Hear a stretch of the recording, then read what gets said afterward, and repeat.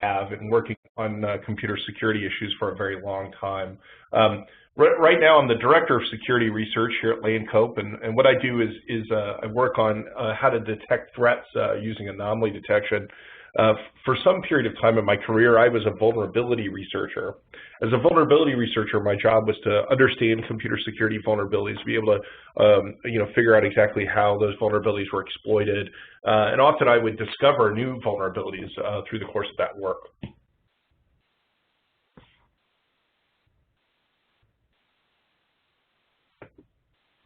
So these are a few of the vulnerabilities that I was credited on during my time as a vulnerability researcher.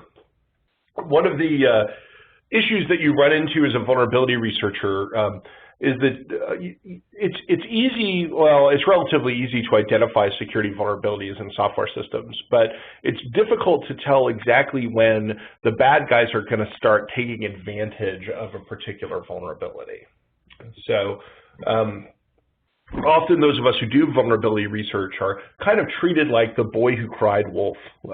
We keep pointing out these vulnerabilities, and the villagers kind of get this attitude that the attacks are never going to happen, and so they stop paying attention to us. And we keep trying to get them to fix the problem, and they don't listen, and then eventually the wolf shows up and eats all the sheep. And after that happens, the villagers come to us and say, okay, fine, there really was a wolf. What should we do to protect our sheep against wolves in the future? And, we're stuck saying, well, it would have been useful if you designed your pasture with wolves in mind in the first place. But now we're in this position where all we can do is put in a fence. And this is kind of how this goes. And I think that, the parable of the boy who cried wolf is really about the boy and how he shouldn't be crying wolf. But, there's another side to this coin in that the villagers should have taken the risk of wolves more seriously, in that in the end they did lose their sheep. There's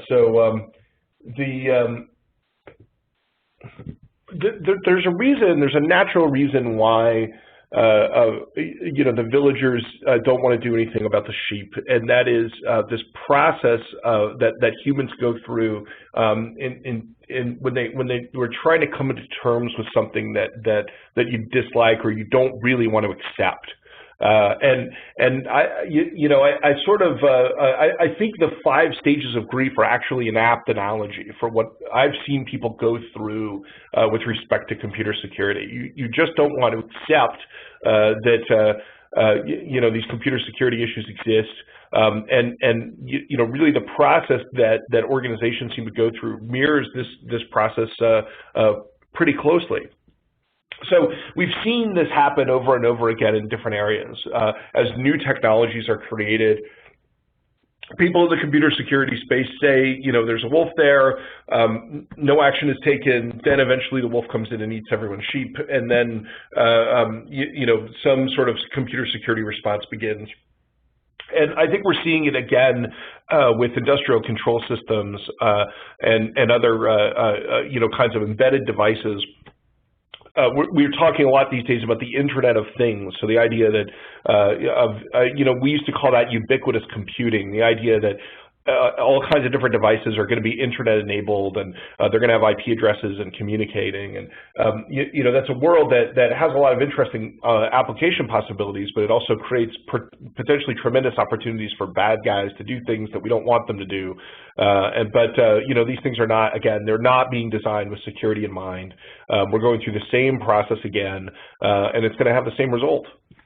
So the first stage of the 5 stages of grief is denial.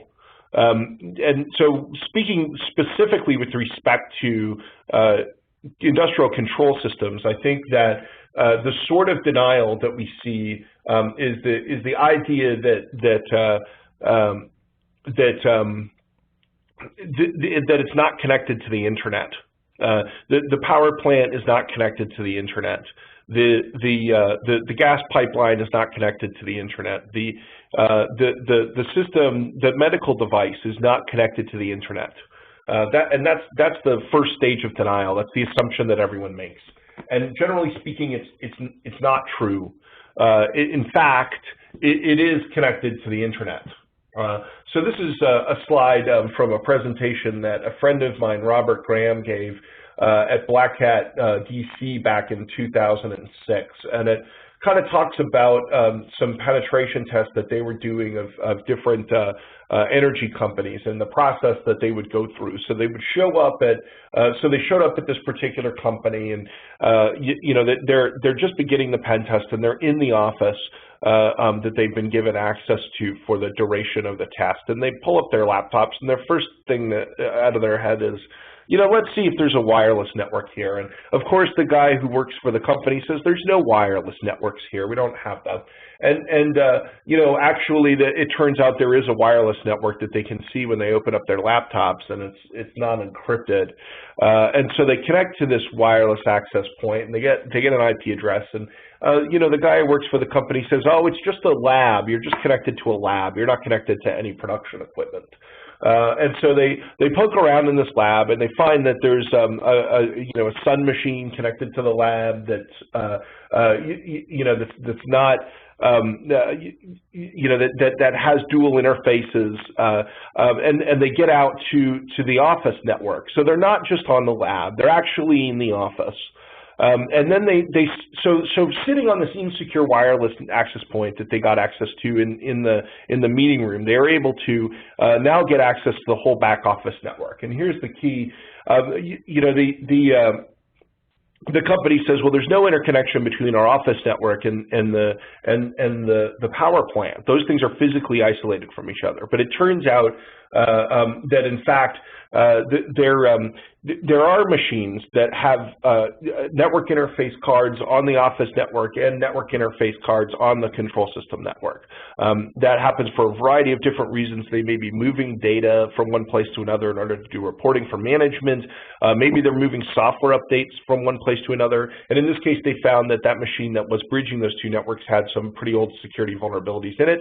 They were able to compromise it, get control of it, and get into the control network. So they got to the control network in this pen test from you know, an open wireless access point in the office. This is not like an unusual scenario.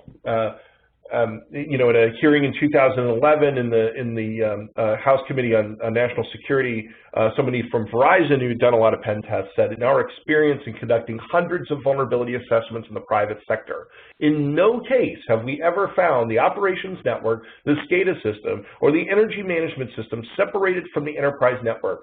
On average, we see 11 direct connections between those networks. So it is connected to the internet. Sometimes it's directly connected to the internet. This is a screenshot of the water treatment plant control panel for the city of South Houston, Virginia. Not Houston, Texas, South Houston, Virginia. The story here is actually somewhat entertaining. This was a few years ago. Someone in the Midwest, one of these DHS fusion centers, actually went to press with the story that the Russians had attempted to taint the water supply by manipulating SCADA systems in their state. And you know, this was a very alarming event. In fact, it was a little bit too alarming, and a lot of people in the security industry said, well, that's not realistic. Why would the Russians be tampering with a water treatment plant in the Midwest?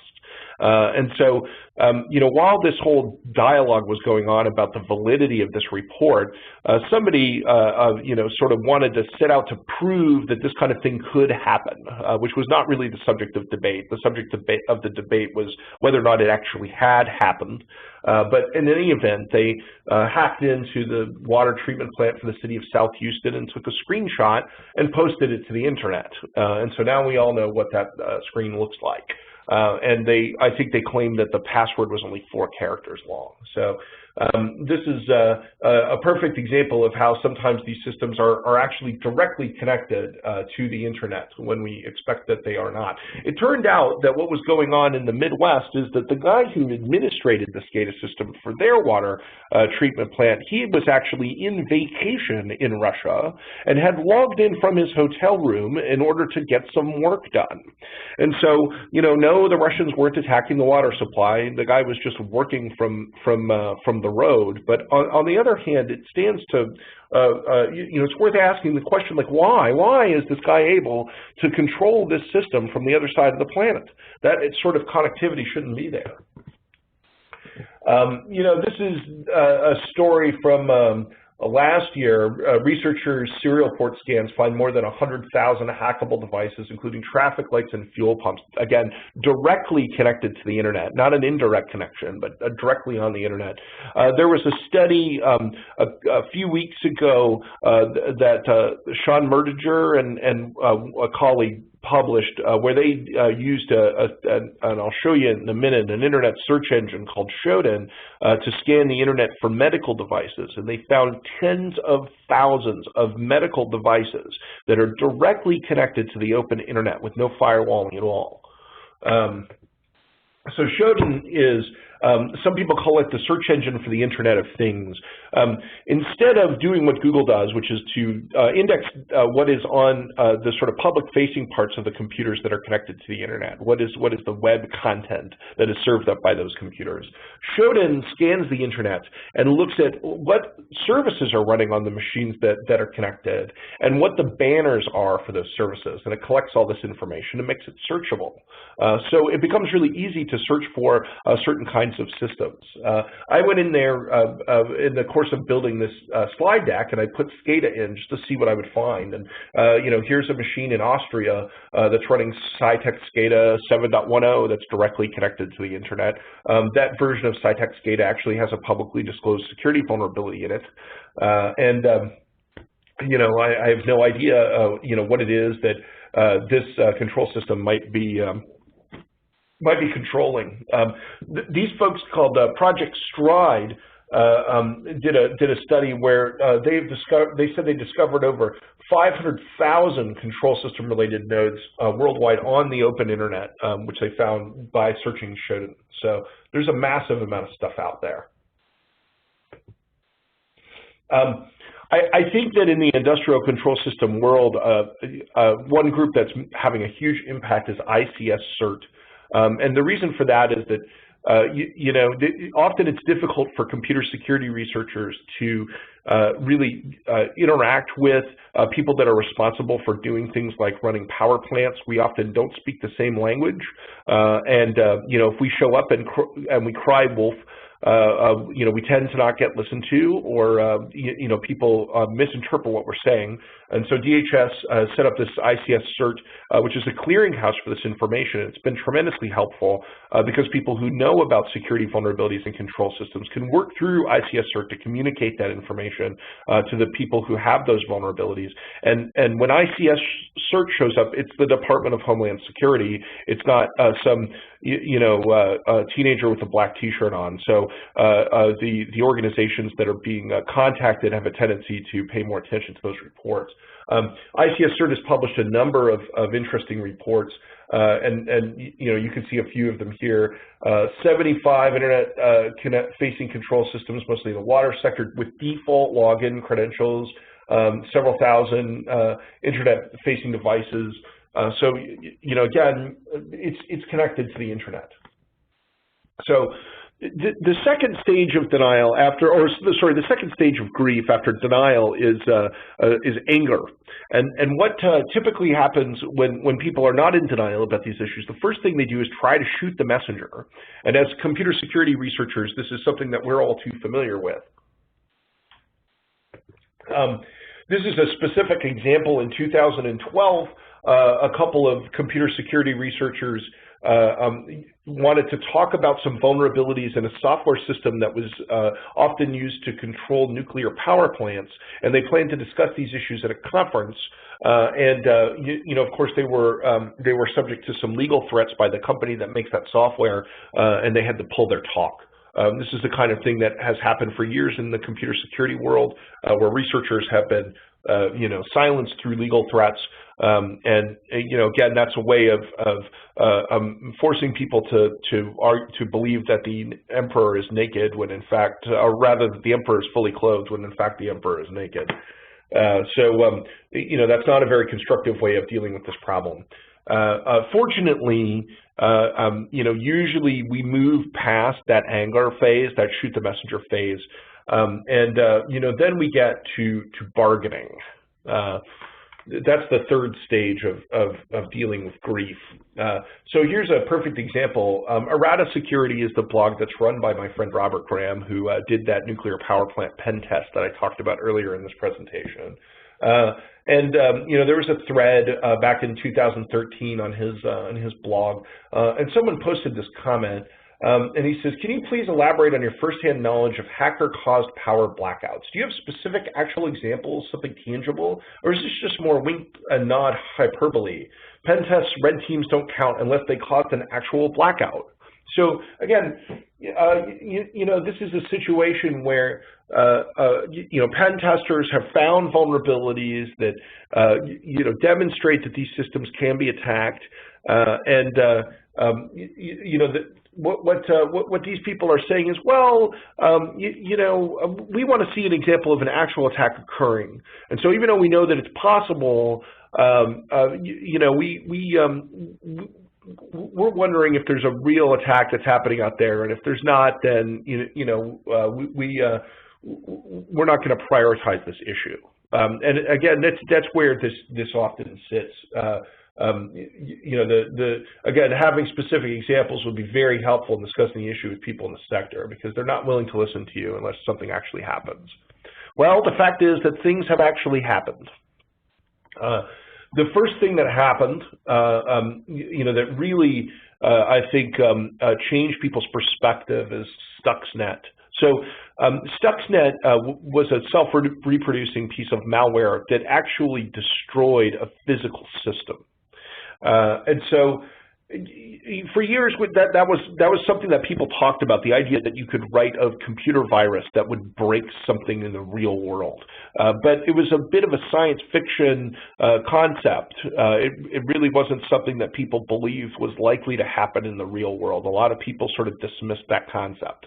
And here it is. Here's a piece of malware that physically destroyed a uranium enrichment facility through software, it was used in the context of international conflict. So if you want to know if there's such a thing as cyber war, the answer is now yes, there is. We have experienced this. This isn't a hypothetical scenario anymore. And there have been a number of other incidents in the Middle East, in particular, that are worthy of note. Last year, there was this malware called SHODAN, which targeted the energy sector in the Middle East. And it was a very destructive piece of malware. If you got this malware on your computer, it overwrote the MBR on your hard drive and a number of your files with a picture of some pixels from a picture of a burning American flag. So I'm not aware that SHODAN actually damaged any control system facilities, but it did a tremendous amount of disruption to organizations that were in the energy sector in the Middle East. So these things are really happening. This guy Kyle Wilhoit, who's a researcher at Trend Micro, set out to look at this issue, and he set up a phony water treatment plant on the internet. And with a real web page and everything, so it looked like a real water treatment facility. And he hooked up real SCADA systems associated with this facility and directly connected them to the internet, just to see what would happen. And he published some interesting results. His system was subject to a number of attacks. He kind of broke the attacks down into critical and non-critical, because anything you connect to the internet is going to get attacked, right? So the critical attacks are attacks where the attacker actually got to the point of sending messages in the SCADA protocol on the SCADA system. So they weren't just poking at the thing because it was a computer on the internet. They were actually targeting it because it was a control system.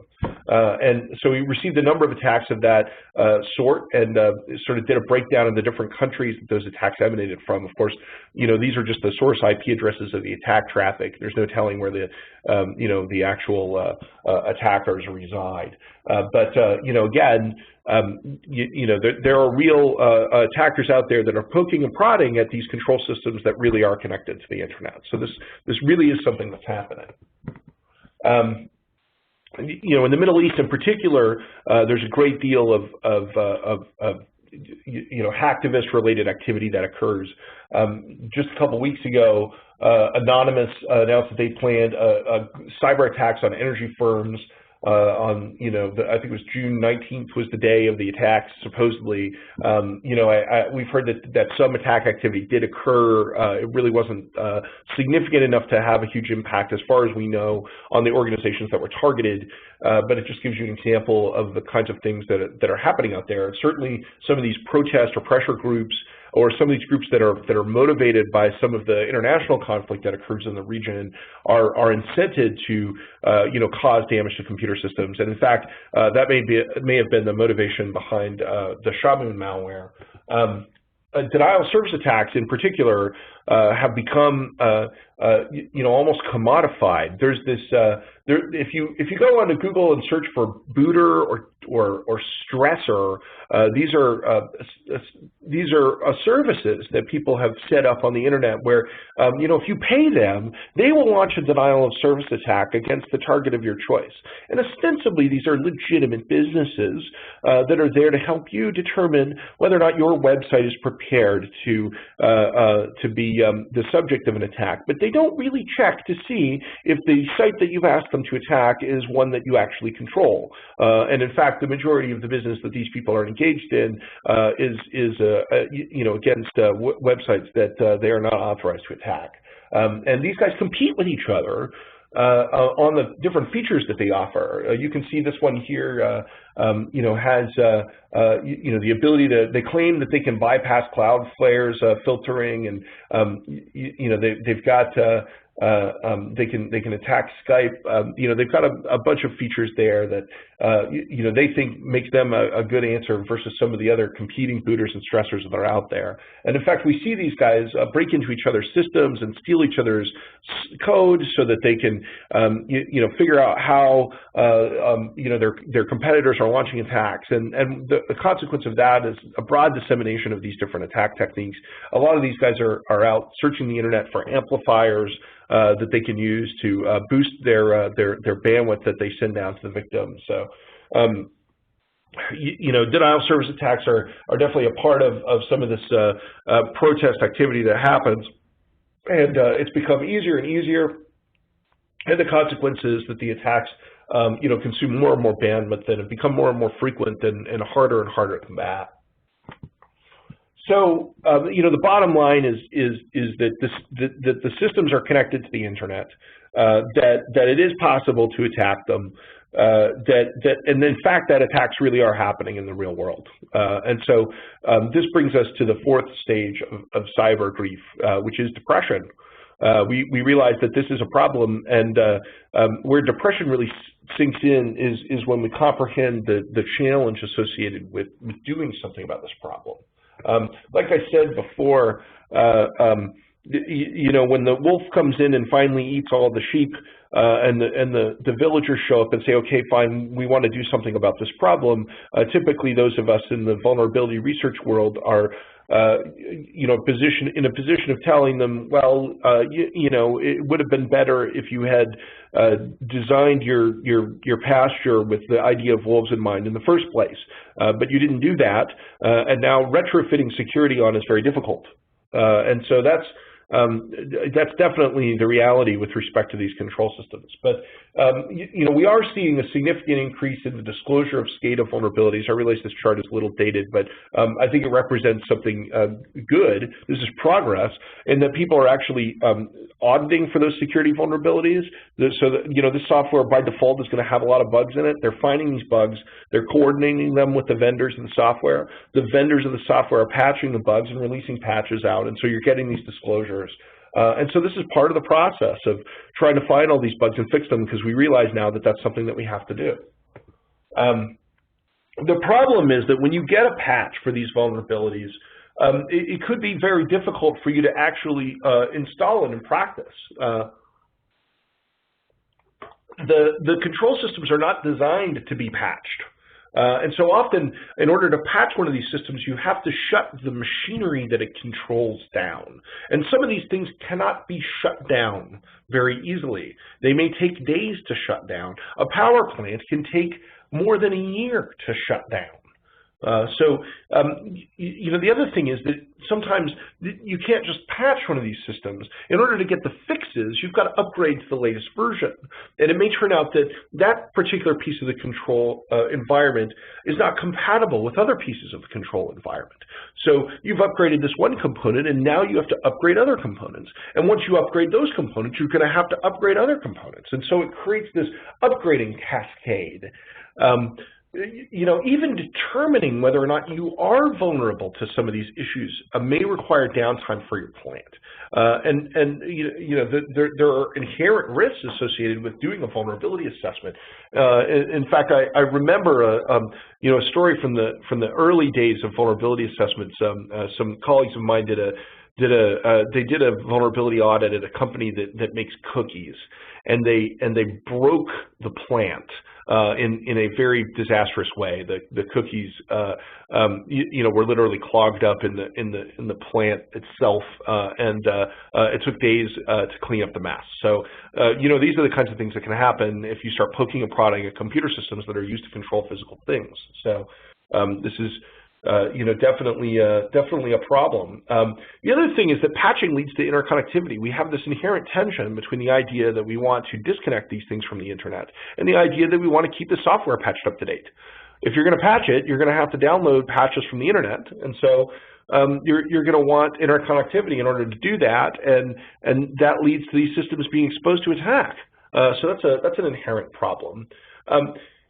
Intrusion prevention systems might be able to help you. Traditionally, that's a way that we manage vulnerability patching. If we can't patch systems, we put an IPS in place that will block attacks that target the vulnerabilities. We're starting to see some coverage for these ICS vulnerabilities in IPS systems. But IPS systems present their own risks. If they false positive and block a packet on the network that is not an attack, but actually a legitimate part of how the business functions, then again, that could introduce the risk that some of these control systems malfunction, and that malfunctioning could, create physical problems for the plant. So, people are cautious about deploying IPS systems, particularly with the capability of blocking traffic. Another solution that I've seen, and it goes to show you the lengths that people go to in order to try to address these problems. There's a vendor out there that has third-party runtime in-memory patching for security vulnerabilities in control systems. So again, we're third-party because we can't rely on the vendor of these software systems to patch the issue. We're doing it in memory in runtime because we can't afford to shut the system down. So we're actually going to go to the image of the running program in memory, and we're going to fix the bug that the attacker can exploit while the process is running. A few years ago, we had a debate in the security industry about third-party patching and how third-party patches are unsupportable, but, people may put them out in the case of a critical vulnerability where the vendor is dragging their feet. But the idea of doing this in runtime, in memory, is pretty surprising, and it speaks to the challenges that people have in the real world dealing with these vulnerabilities that are being disclosed for these systems. We've gone through our different stages of grief. We started out by being in denial, and then we got angry, and then we tried to bargain with it, and then we became very depressed. And ultimately, once the sadness is over, you reach a point of acceptance. I think that it's worth trying to think about what acceptance looks like for industrial control systems and computer security. I think that acceptance means getting serious about interconnectivity. We believe that these systems are not interconnected, but we know that they are. And in order for them to really not be interconnected, we need to think about how we can work in a world where this interconnectivity doesn't exist. How do we move patches for vulnerabilities over to these systems? How do we get data out of the systems that we need for reporting to management about the ongoing operation and efficiency of these systems?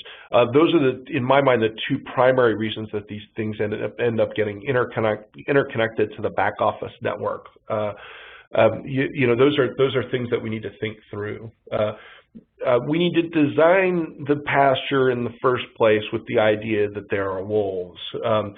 These systems need to be patchable without being restarted. You need a hot standby failover for the control systems that run the equipment so that you can move to your backup system in real time without shutting the machine down, and then patch the software on the backup and then flip back over, just like we do with computer networking equipment. We need that flexibility. We need patches that do not require upgrades. We need patches that can be accepted without performance concerns. You know, the reality is that getting to systems that are designed this way is a long road from where we're at. Not only do we need vendors to design their systems with these things in mind, but we're going to have to get to the point where we've actually installed those systems in our environments. And in fact, many of our environments were built using technology that's old, and it'll take us a while to get to the point where we're upgrading it.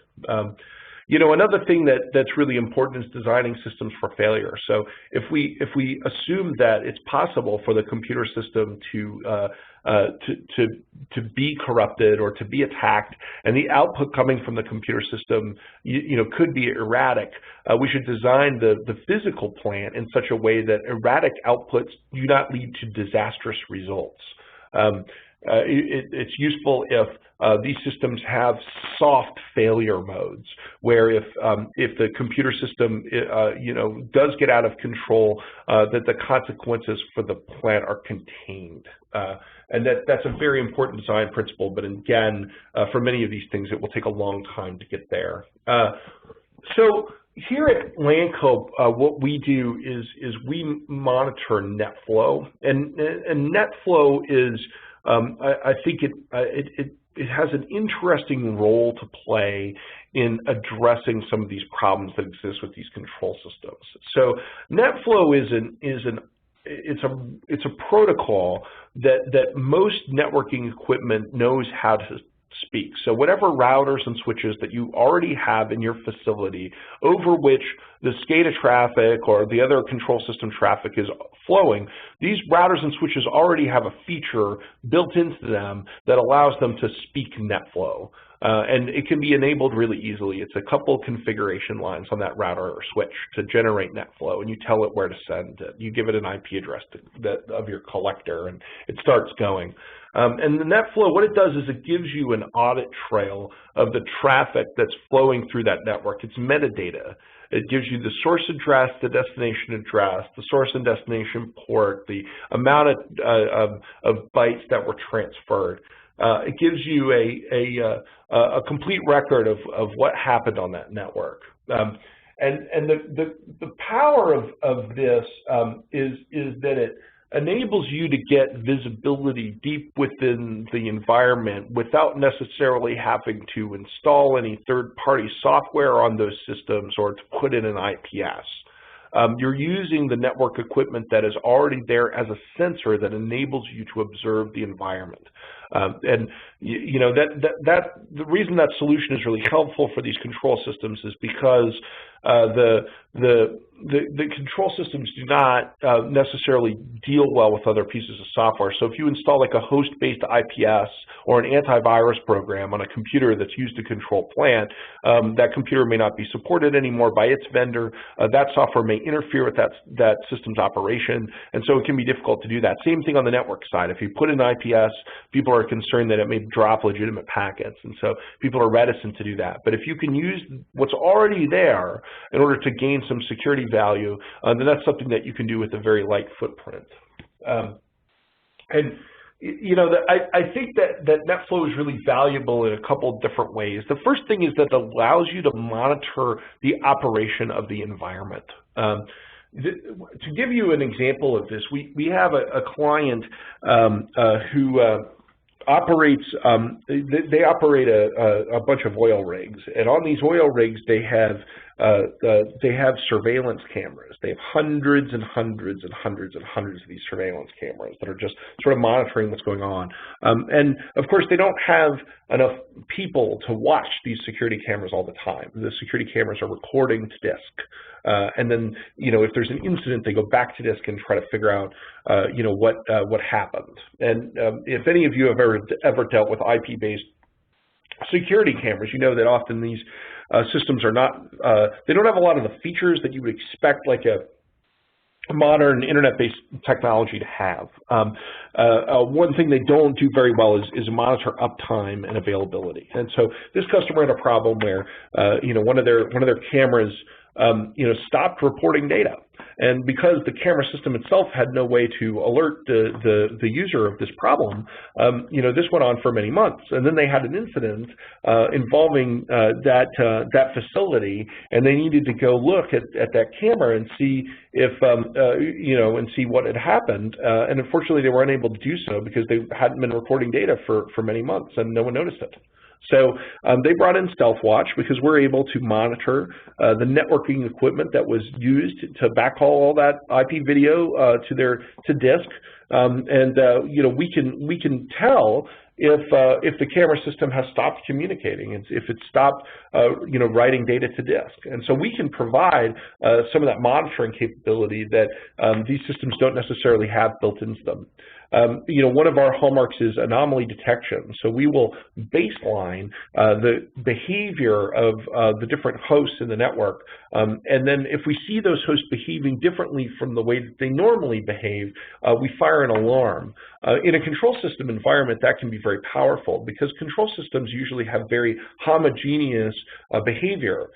They're computer-controlled systems, and they do the same thing over and over and over again. And so the network traffic looks very similar over time. And so those baselines are usually very clean, very reliable. And so if there's activity happening on the network that isn't usual, that's almost always a cause for concern or a reason to investigate it. And it is very easy for an anomaly detection system like ours to highlight that kind of traffic and direct the administrators to investigate it. In addition, this audit trail of everything that has happened on your network is really valuable for investigating things that have happened on the network side. If an attacker has broken into a system, you want to be able to go back and reconstruct what they did within the network while they were there. And having this audit trail enables you to reconstruct that picture. And again, you're able to get access to it directly from the infrastructure itself without having to deploy a lot of probes that are watching what's going on. So this is incredibly important when investigating an incident. If you look at this timeline, this is kind of a typical scenario where someone on your network is surfing the web, and they visit a malicious website, and they end up getting infected because that website exploits a vulnerability in their browser and installs malware on their machine.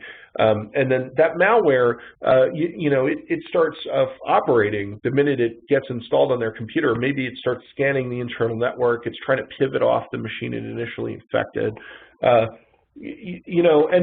So a few minutes later, maybe your gateway malware analysis system identifies that you downloaded something malicious. But when those things fire, the bad thing has already occurred. The malware is already installed on that endpoint, and frankly, it could take a long time for you to actually get to that endpoint and unplug it. In this timeline, I have that response process taking 7 minutes. Some people laugh when I put the slide up because typically it could take 48 hours in a real enterprise environment to get an infected computer disconnected from the network. And so during that 48 hours, that's a long time for someone who controls a host on your network to do malicious things within it. And if all you do is you go and disconnect that computer that downloaded that malware, you haven't done a sufficient investigation to understand what it is that system might have done, or where else that infection might have spread during the time that host was infected. And so this is where Netflow becomes really valuable, because you're recording what's happening down there at the endpoint, and how endpoints are interacting with each other, and not just what traffic traffic is leaving your network to the internet. And you need that endpoint-to-endpoint interaction audit trail in order to be able to investigate what happened when a computer in your network was infected. So this becomes really powerful when investigating advanced threats, because often, sophisticated targeted attacker will get past our perimeter defenses. That's the reality. But once we discover their presence in our environment, we want to know as much as possible about what they're doing, and that's where that audit trail becomes really powerful for investigating that. As I mentioned, in addition to providing the audit trail, we also baseline the behavior of these hosts, and we can tell you if one of the hosts engages in behavior that's unusual or different from the way that host usually behaves, which is really a powerful capability in the context of an industrial control system. So that's my presentation, and I thank you for your time. I've got several minutes where we can open things up for questions.